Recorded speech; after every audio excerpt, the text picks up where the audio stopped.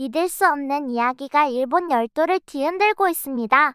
평소 한국에 대해 부정적인 인식을 갖고 있던 일본의 한명문 고등학교 학생들. 그들이 한국으로 수학여행을 다녀온 후 180도 달라진 모습을 보이며 주변 사람들을 경악하게 만들고 있다고 합니다. 급기야 학생들은 자신들의 경험을 담은 특별한 기록까지 만들어 학교에 제출하기에 이르렀다는데요. 대체 한국에서 무슨 일이 있었길래 이들은 갑자기 친한파로 돌변한 것일까요? 그리고 이들이 학교에 제출한 기록에는 어떤 충격적인 내용이 담겨 있을까요? 끝까지 시청하시면 그 놀라운 진실을 확인하실 수 있습니다. 안녕하세요. 제 이름은 고이즈미 아야예요. 저는 도쿄에서도 명문으로 손꼽히는 가이세이 고등학교 3학년에 재학 중이에요. 저희 집은 굳이 따지자면 꽤 유복한 편이에요. 아버지는 대기업 임원이시고 어머니는 관료 집안 출신이시죠. 그래서인지 저희 집안은, 특히 할아버지께서는 일본의 전통과 자부심을 굉장히 중요하게 생각하세요. 그런 할아버지께서 가장 못마땅해 하시는 나라가 바로 한국이었어요. 할아버지는 종종 저녁 식사 자리에서 한국에 대한 불만을 쏟아내셨죠. 한국이 일본을 폄하하면서도 은근슬쩍 일본의 기술과 문화를 따라하고 걸핏하면 역사 문제를 들먹이며 일본을 곤란하게 만든다는 것이었어요. 할아버지는 2차 세계대전 당시 일본군으로 참전하셨던 경험 때문인지 한국에 대한 감정이 더욱 격하셨던 것 같아요. 어머니와 아버지도 할아버지 말씀에 맞장구를 치시곤 했어요. 두 분은 한국이 일본보다 여러모로 뒤떨어진 나라라고 생각하시는 듯 했어요. 솔직히 저도 그런 집안 분위기 속에서 자라면서 한국에 대해 좋은 이미지를 갖기는 어려웠죠.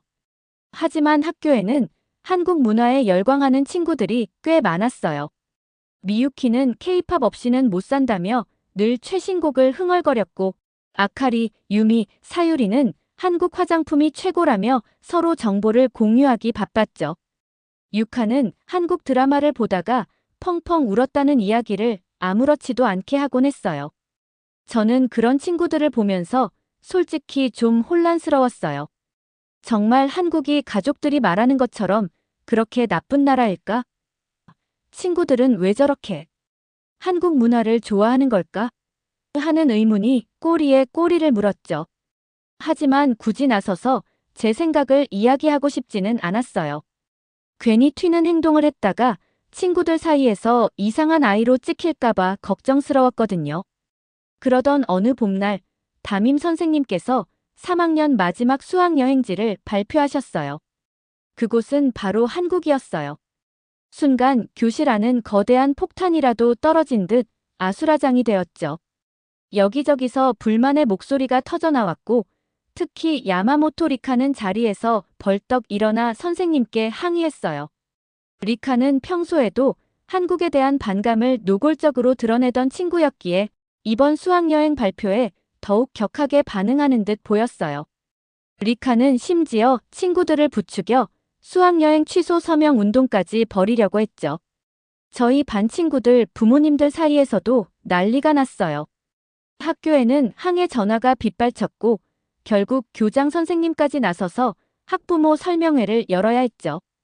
설명회에서 담임 선생님께서는 한국 수학여행의 안전성을 거듭 강조하시고 이번 여행이 학생들에게 얼마나 소중한 교육적 경험이 될지, 그리고 다양한 문화를 접하는 것이 얼마나 중요한지를 차분하게 설명하셨어요.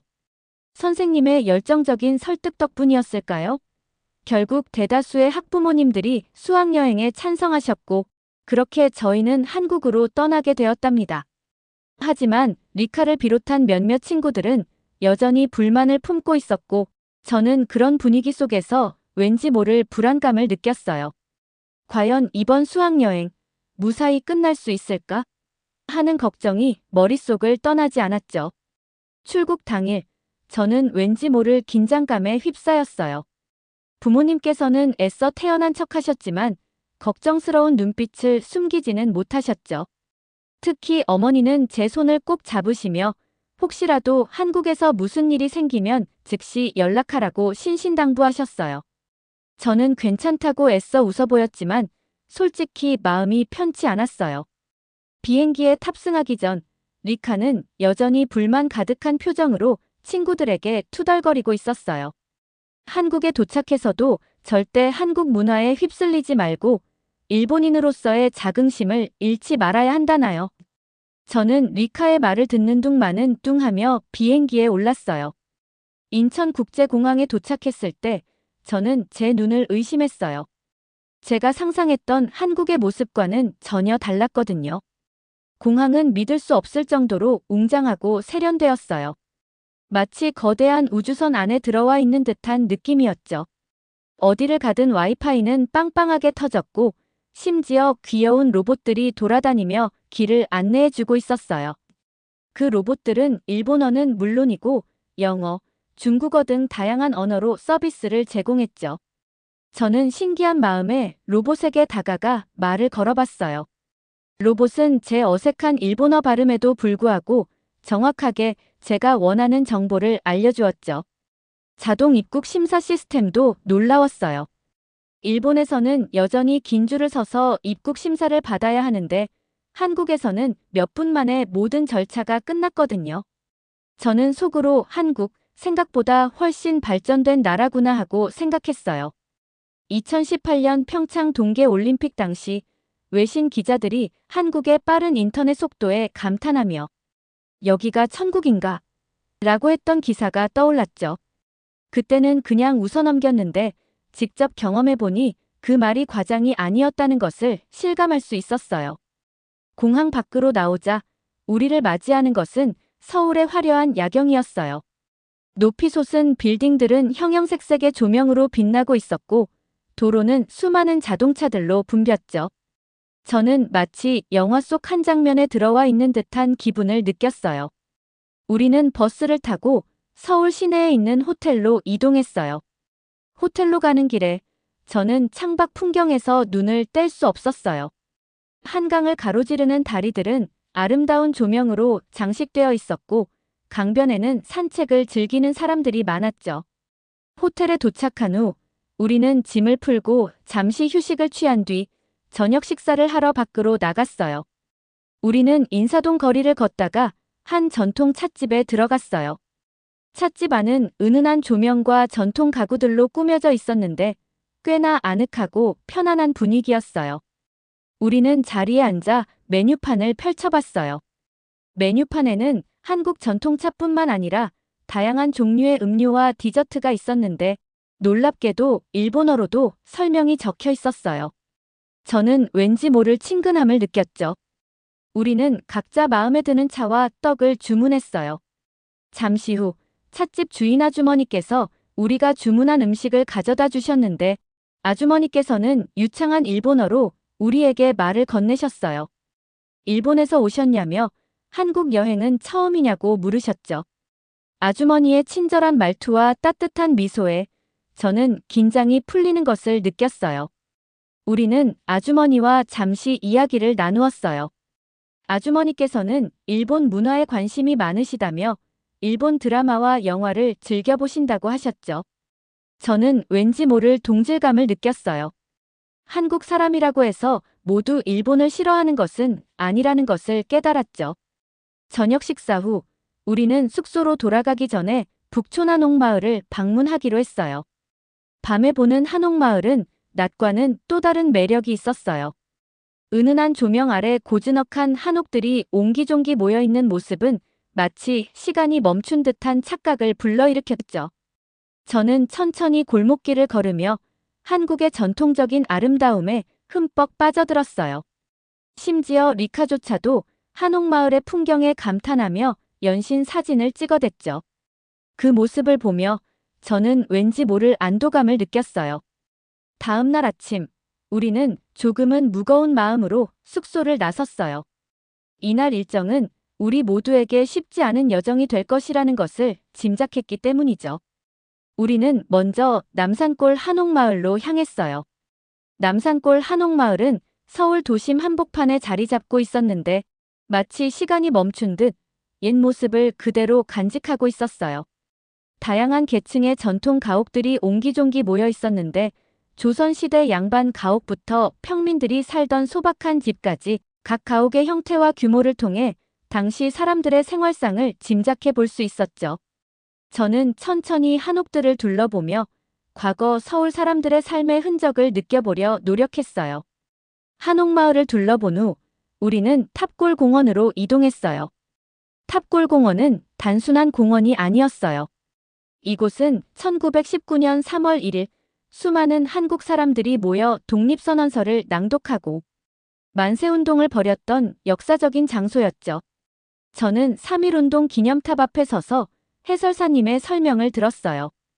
해설사님께서는 당시 일본의 식민 지배에 맞서 싸우기 위해 남녀노소 할 것 없이 수많은 사람들이 이곳에 모여 대한독립 만세를 외쳤다고 말씀하셨어요. 비록 일본 경찰의 무자비한 탄압으로 많은 사람들이 희생되었지만 3.1 운동은 한국 독립운동의 불씨를 지피는 중요한 계기가 되었다고 하셨죠. 저는 해설사님의 설명을 들으며 가슴 한편이 뭉클해지는 것을 느꼈어요. 일본인이지만 억압받는 상황에서도 굴하지 않고 자유를 위해 싸웠던 한국 사람들의 용기와 희생정신에 깊은 감명을 받았죠. 리카는 해설사님의 설명을 듣는 내내 복잡 미묘한 표정을 짓고 있었어요. 평소 한국에 대해 부정적인 말을 서슴지 않던 리카였지만 이날만큼은 왠지 모르게 침울해 보였죠. 아마 리카도 우리가 교과서에서 배운 역사와는 다른 진실을 마주하며 혼란스러운 감정을 느끼고 있었던 것 같아요. 탑골공원을 뒤로하고 우리는 독립문으로 향했어요. 독립문은 자주독립의 의지를 담아 세워진 건축물이라고 했어요. 해설사님께서는 독립문이 프랑스 파리의 개선문을 본떠 만들었다고 설명해 주셨죠. 저는 독립문 앞에 서서 그 웅장한 모습을 바라보았어요. 왠지 모르게 가슴이 벅차오르는 기분이었죠. 일본의 식민 지배에서 벗어나 독립적으로 부강한 나라를 만들고자 했던 한국 사람들의 간절한 염원이 느껴지는 듯 했어요. 특히 저는 독립문 현판에 새겨진 독립문이라는 글자를 보며 많은 생각을 했어요. 단순히 일본으로부터의 독립뿐만 아니라 모든 억압과 불의로부터 벗어나 자유롭고 정의로운 세상을 만들고자 했던 선조들의 의지가 담겨 있는 것 같았죠. 이날 방문했던 장소들은 저에게 깊은 인상을 남겼어요. 그동안 저는 일본의 시각에서만 역사를 바라봤던 것 같아요. 하지만 한국에서 직접 보고 듣고 느낀 경험을 통해 저는 역사를 다양한 관점에서 바라보는 것이 얼마나 중요한지를 깨달았어요. 특히 3.1 운동과 관련된 장소들을 방문하면서 저는 일본이 과거에 한국에 큰 상처를 주었다는 사실을 인정하고 진심으로 반성해야 한다고 생각했죠. 물론 모든 일본인이 과거의 잘못에 대해 책임을 져야 하는 것은 아니지만 적어도 우리가 진실을 외면해서는 안 된다고 생각했어요. 역사를 올바르게 이해하고 서로 존중하며 미래를 향해 나아가는 것이 우리 세대의 책임이라고 느꼈죠. 이 생각은 저뿐만 아니라 많은 친구들도 공유하고 있다는 것을 나중에 알게 되었어요. 한국에서의 짧지만 강렬했던 여정은 우리 모두에게 깊은 여운을 남겼어요. 학교로 돌아온 후 겉으로는 평소와 다름없는 일상이 이어졌지만 우리 마음속에는 분명 이전과는 다른 변화가 일어나고 있었죠. 특히 저는 한국에서 보고 듣고 느꼈던 것들이 계속 머릿속을 맴돌아 쉽게 떨쳐버릴 수가 없었어요. 역사 수업 시간, 저는 용기를 내어 선생님께 질문했어요. 한국에서 방문했던 3.1운동 기념탑과 독립문에 대한 이야기, 그리고 일본 교과서에서 배운 내용과는 사뭇 달랐던 해설사님의 설명에 대해 여쭤봤죠. 하지만 선생님께서는 제 질문에 명확한 답변을 해주시지 않았어요. 그저 교과서에 나오는 내용이 공식적인 역사적 사실이라는 말씀만 반복하셨죠. 저는 선생님의 태도에 답답함을 느꼈어요. 한국에서 직접 마주한 진실과 학교에서 배우는 역사 사이의 괴리감은 저를 더욱 혼란스럽게 만들었죠. 저는 혼자 고민하는 대신 친구들과 함께 한국에서의 경험을 공유하고 생각을 나눠보기로 결심했어요. 그래서 몇몇 친구들에게 조심스럽게 제안했죠. 우리가 한국에서 보고 듣고 느꼈던 것들을 기록으로 남겨보면 어떻겠냐고요. 처음에는 다들 망설이는 듯 했지만 제 진심이 통했는지 한 명 두 명씩 제 의견에 동의하기 시작했어요. 그렇게 우리는 한국 수학여행 일기를 만들기 시작했어요. 처음에는 저와 미유키, 그리고 아유미, 이렇게 3명뿐이었어요. 하지만 시간이 지나면서 점점 더 많은 친구들이 동참했고, 심지어 리카도 함께하게 되었죠. 리카가 우리와 함께하겠다고 했을 때 저는 정말 깜짝 놀랐어요. 한국에 대해 가장 부정적인 태도를 보였던 리카였기에 그녀의 변화는 더욱 의미 있게 다가왔죠. 우리는 각자 한국에서 인상 깊었던 장소, 만났던 사람들, 그리고 느꼈던 감정들을 솔직하게 기록했어요. 사진과 그림을 곁들이기도 하고 인터넷에서 찾은 자료들을 덧붙이기도 했죠. 특히 3.1운동과 관련된 자료들을 찾아보면서 우리는 일본 교과서에서는 배울 수 없었던 많은 사실들을 알게 되었어요. 예를 들어 3.1운동 당시 일본 경찰이 시위대를 무자비하게 진압하면서 수많은 사람들이 희생되었다는 사실, 그리고 유관순 열사와 같이 어린 나이에도 불구하고 독립운동에 적극적으로 참여했던 여성들의 이야기는 우리에게 큰 충격을 주었죠. 우리는 이러한 사실들을 일기에 꼼꼼하게 기록하고 서로의 생각을 공유하며 역사의 진실에 대해 더 깊이 고민하게 되었어요. 일기를 만드는 과정은 쉽지만은 않았어요. 때로는 서로 다른 의견 때문에 논쟁이 벌어지기도 했고, 감정이 격해져서 얼굴을 붉히는 일도 있었죠. 하지만 우리는 서로의 이야기를 경청하고 이해하려고 노력하면서 조금씩 더 가까워졌어요. 그리고 한국 수학여행을 통해 얻은 경험과 깨달음이 우리 모두에게 얼마나 소중한 것인지를 다시 한번 확인할 수 있었죠. 특히 저는 리카의 변화를 보면서 많은 것을 느꼈어요. 리카는 여전히 한국에 대한 모든 것을 긍정적으로 받아들이지는 못했지만 적어도 예전처럼 무조건적인 반감을 드러내지는 않았어요. 오히려 한국의 역사와 문화를 객관적으로 이해하려고 노력하는 모습을 보였죠. 저는 리카의 변화가 우리 모두에게 큰 용기를 주었다고 생각해요. 서로 다른 생각을 가진 사람들도 함께 노력하면 진실에 더 가까이 다가갈 수 있다는 것을 보여주었으니까요. 수학여행 일기를 완성하고 나서 우리는 학교 도서관에 일기를 기증하기로 결정했어요. 우리의 작은 노력이지만 다른 학생들에게도 한국의 역사와 문화를 올바르게 이해할 수 있는 기회를 제공하고 싶었거든요. 그리고 우리 자신에게도 이번 경험을 통해 얻은 소중한 깨달음을 잊지 않기 위한 다짐이기도 했죠. 수학여행 일기를 완성하고 도서관에 기증한 후 저는 왠지 모를 뿌듯함을 느꼈어요. 우리가 한국에서 보고 듣고 느꼈던 것들이 이제는 우리만의 추억이 아니라 다른 사람들과 함께 나눌 수 있는 의미 있는 기록이 되었다는 사실이 기뻤죠. 하지만 동시에 저는 앞으로 무엇을 해야 할지에 대한 고민에 빠졌어요. 한국에서의 경험은 저에게 너무나 큰 영향을 주었기에 이대로 아무것도 하지 않고 그냥 잊어버릴 수는 없었거든요. 저는 진지하게 제 미래에 대해 생각하기 시작했어요. 그동안 저는 부모님께서 정해주신 길을 따라 별다른 고민 없이 살아왔어요. 명문 대학에 진학하고 안정적인 직업을 갖는 것이 당연하다고 생각했죠. 하지만 한국에서의 경험은 제 가치관을 송두리째 흔들어 놓았어요. 저는 더 이상 다른 사람들이 만들어 놓은 틀에 저를 맞추고 싶지 않았어요. 제가 진정으로 원하는 것을 찾고 의미 있는 삶을 살고 싶었죠. 그래서 저는 과감한 결정을 내렸어요. 대학 진학 대신 한국사 공부를 더 깊이 있게 해보기로 한 거죠. 처음에는 부모님께서 반대하셨어요. 특히 어머니는 제가 안정적인 미래를 포기하는 것을 이해하지 못하셨죠. 어머니는 제가 명문 대학을 졸업하고 좋은 회사에 취직해서 남부럽지 않게 살기를 바라셨어요.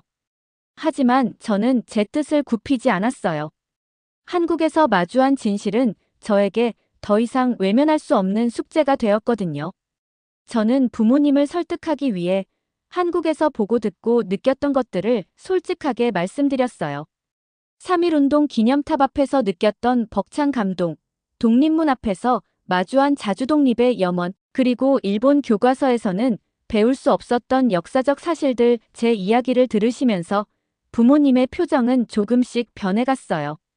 특히 할아버지께서 한국에 대해 말씀하셨던 것들이 어쩌면 편견이었을지도 모른다는 제 말에 어머니는 깊은 생각에 잠기신 듯 보였죠. 결국 부모님께서는 제 결정을 존중해 주셨어요. 물론 여전히 걱정스러운 마음을 완전히 거두지는 못하셨지만 제가 진심으로 원하는 것을 찾아가는 모습을 응원해 주시기로 하셨죠. 저는 부모님의 지지에 큰 힘을 얻었어요. 그리고 앞으로 제가 가야 할 길이 쉽지 않다는 것을 알면서도 두려움보다는 설렘과 기대감이 더 컸죠. 저는 먼저 한국어 공부를 시작했어요. 한국사를 제대로 공부하려면 한국어를 능숙하게 구사하는 것이 필수적이라고 생각했거든요. 처음에는 낯선 문자와 발음 때문에 어려움을 겪었지만 꾸준히 노력한 결과 조금씩 실력이 늘기 시작했어요. 한국 드라마나 영화를 보면서 한국어 공부를 하는 것도 재미있었죠. 예전에는 그저 재미로만 보던 한국 드라마였는데 이제는 한국어 공부를 위한 좋은 교재가 되었어요. 한국사 관련 책도 꾸준히 읽었어요. 한국에서 구입해온 역사책은 물론이고 일본어로 번역된 한국사 책도 찾아 읽었죠. 두 나라의 역사책을 비교하면서 읽는 것은 매우 흥미로운 경험이었어요. 같은 사건을 두고도 서로 다른 시각에서 서술하고 있는 경우가 많았거든요. 저는 이러한 차이점을 통해 역사를 객관적으로 바라보는 것이 얼마나 중요한지를 다시 한번 깨달았어요. 저는 한국사 공부를 하면서 특히 일제강점기 시대에 관심을 갖게 되었어요. 일본이 한국을 식민 지배했던 시기는 두 나라 모두에게 씻을 수 없는 상처를 남긴 아픈 역사였죠. 저는 이 시기에 대해 더 깊이 공부하면서 일본이 과거의 잘못을 진심으로 반성하고 한국과의 관계를 개선하기 위해 노력해야 한다고 생각했어요. 물론 제가 한국사를 공부한다고 해서 당장 세상이 바뀌는 것은 아니겠죠. 하지만 저는 제 작은 노력이 언젠가는 두 나라 사이의 화해와 협력에 조금이나마 도움이 될 수 있을 거라고 믿어요.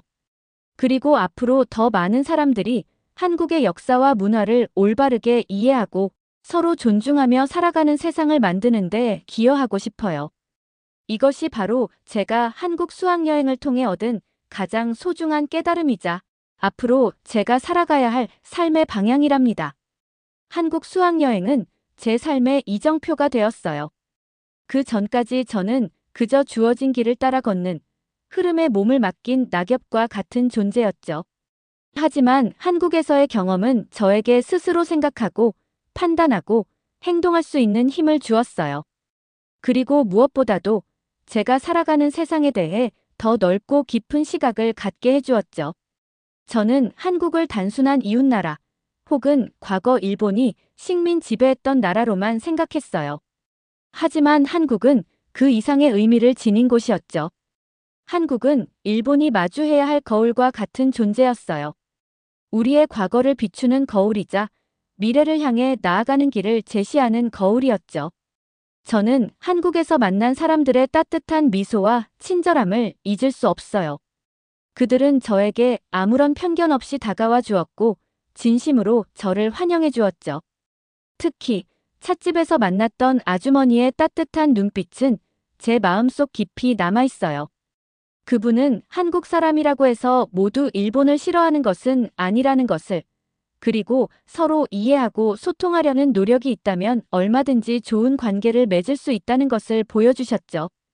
한국의 아름다운 풍경 또한 제 마음을 사로잡았어요. 경복궁의 웅장함과 화려함, 북촌 한옥마을의 고즈넉함과 아늑함, 그리고 남산골 한옥마을의 소박함과 정겨움, 이 모든 것들이 한국의 다채로운 매력을 보여주었죠. 저는 한국의 자연과 문화를 접하면서 우리가 얼마나 좁은 세상에 갇혀 살고 있었는지를 깨달았어요. 그리고 더 넓은 세상을 경험하고 다양한 문화를 배우고 싶다는 열망을 품게 되었죠. 하지만 무엇보다도 저에게 가장 큰 영향을 준 것은 한국의 아픈 역사였어요. 3.1운동 기념탑 앞에서 느꼈던 벅찬 감동, 탑골 공원에서 들었던 해설사님의 설명, 그리고 독립문 앞에서 마주한 자주독립의 염원, 이 모든 것들이 제 가슴속 깊이 새겨졌죠. 저는 일본이 과거에 한국에 큰 상처를 주었다는 사실을 인정하고 진심으로 반성해야 한다고 생각했어요. 그리고 앞으로 두 나라가 서로 존중하고 이해하며 함께 미래를 향해 나아갈 수 있기를 간절히 바라게 되었죠. 저는 한국사를 공부하면서 일본군 위안부 문제에 대해 알게 되었어요. 일본군 위안부 문제는 일본 정부가 과거에 저지른 끔찍한 범죄 중 하나였죠. 저는 일본군 위안부 피해자 할머니들의 증언을 읽으면서 깊은 슬픔과 분노를 느꼈어요. 그리고 일본 정부가 하루빨리 이 문제에 대해 진심으로 사죄하고 피해자 할머니들의 명예를 회복시켜 드려야 한다고 생각했죠. 저는 일본군 위안부 문제 해결을 위한 활동에 참여하기 시작했어요. 수요 집회에 참석하고 관련 서명 운동에 동참하고 SNS를 통해 이 문제를 알리는 등 제가 할 수 있는 일들을 찾아 실천했죠. 물론 제가 하는 일들이 당장 큰 변화를 가져오지는 못할 수도 있어요. 하지만 저는 제 작은 노력이 언젠가는 세상을 바꾸는데 조금이나마 도움이 될 수 있을 거라고 믿어요. 그리고 더 많은 사람들이 이 문제에 관심을 갖고 함께 목소리를 낼 수 있도록 노력할 거예요. 한국 수학여행은 저에게 단순한 여행이 아니었어요. 그것은 제 삶의 방향을 바꾸는 터닝포인트였죠. 저는 한국에서의 경험을 통해 세상을 더 넓고 깊게 바라보는 법을 배웠어요. 그리고 제가 살아가는 세상에 대해 더 큰 책임감을 느끼게 되었죠. 앞으로 저는 한국과 일본 두 나라의 화해와 협력을 위해, 그리고 더 나아가 세계 평화와 번영을 위해 제가 할 수 있는 일들을 찾아 실천하며 살아가려고 해요. 이것이 바로 제가 한국 수학여행을 통해 얻은 가장 소중한 교훈이자 앞으로 제가 살아갈 삶의 목표랍니다. 그리고 이러한 제 변화를 옆에서 지켜보던 친구들도 조금씩 변화하기 시작했고, 몇몇은 동아시아 역사 문제에 관심을 가지며 관련 시민단체에 가입하기도 했어요. 여러분, 안녕하세요. 오늘 영상에서는 일본 고등학생 아야 양의 한국 수학여행 이야기를 함께 나눴습니다. 아야 양은 할아버지와 부모님의 영향으로 한국에 대한 편견을 가지고 있었지만 수학여행을 통해 그 편견을 깨고 한국의 역사와 문화를 새로운 시각으로 바라보게 되었죠. 특히 3.1운동 기념탑, 탑골공원, 독립문 등 역사적인 장소를 방문하며 일본 교과서에서는 배울 수 없었던 진실을 마주하고 큰 충격을 받았다고 합니다. 아야 양은 친구들과 함께 수학여행 일기를 만들고 학교 도서관에 기증하며 자신의 경험과 깨달음을 다른 사람들과 나누는 용기 있는 행동을 보여주었습니다. 저는 아야 양의 이야기를 통해 서로 다른 문화와 역사를 가진 사람들이 진심으로 소통하고 이해하려는 노력이 얼마나 중요한지를 다시 한번 깨닫게 되었습니다. 편견과 오해를 넘어 서로 존중하고 배우는 자세를 가질 때 우리는 더 나은 세상을 만들어갈 수 있을 것입니다. 아야 양의 이야기가 여러분에게도 작은 울림을 주었기를 바랍니다. 오늘 영상이 유익하셨다면 구독과 좋아요, 알림 설정 잊지 마세요. 여러분의 따뜻한 관심과 응원은 제가 더 좋은 영상을 만드는데 큰 힘이 됩니다. 다음 영상에서도 더욱 감동적이고 의미 있는 이야기로 여러분을 찾아뵙겠습니다. 감사합니다.